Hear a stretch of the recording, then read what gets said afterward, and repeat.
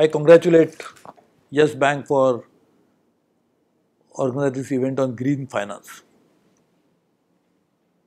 When we talk about putting up green infrastructure, obviously it's a corollary to that, how we are going to get money for it. The money can come in a conventional manner. Like the same source of money can be used for putting up a thermal plant with coal, or same amount of money and the same source can be used, same bank, same financing institution, for financing green infrastructure like solar plant. But we have seen that green infrastructure needs different type of approach. Sometimes, because it's a new technology, the gestation period is a little long. The payback period also sometimes is not always as good as it should be. But if you take a life cycle of the green investment, it is far better than the investment that we make, which is not environment compatible. So while it is absolutely essential that we must put green infrastructure, then it becomes far more important to address the issue of how to finance it. I think we really need to come out with innovative ideas. There are a lot of multilateral agencies which are decided to use green financing for this. In Paris also we agreed to put some green financing measures in vogue. So what we need to do is to use such public finance coming from some of the OECD countries and blend it with a private finance, which can reduce the cost of financing, which can enhance the viability of the project, it can bring in the payback period sooner, and can help green infrastructure be put in place in a much faster pace, which in the long term is good for everybody. Because if the infrastructure is not green enough, all the financing institutions also will land into trouble one day, because the economy as a whole will suffer because of lack of green infrastructure.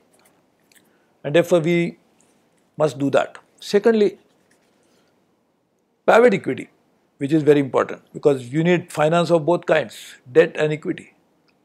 Even on equity front, there are certain well-meaning individuals, organizations, corporates who have put together certain amount of money for financing for such green infrastructure. Again, we should try to leverage it with more multilateral funding coming in, more private funding getting into it, more public finance to be used for it, and create a new financial product which can help to create infrastructure at a faster pace. I know there are certain angel investors who are really concerned about environment and therefore they would like to finance it.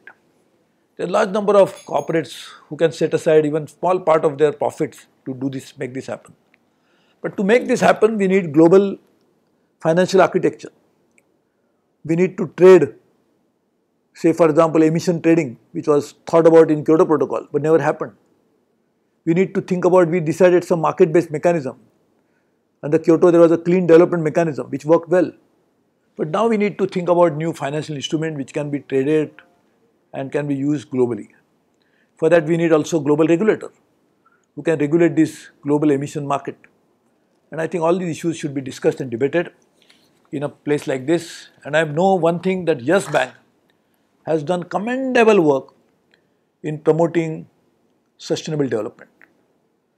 I congratulate Mr. Rana Kapoor and his team and Yes Bank as an institution for creating a new ethos into banking system, financial institutions, family, to think about green issues as a mainstream issue. It is not something which you think about only for a while, but try to bring it into the mainstream banking operations of the country. And I really wish to congratulate you. I'm sorry I'm not able to join physically, but I wish you all the best.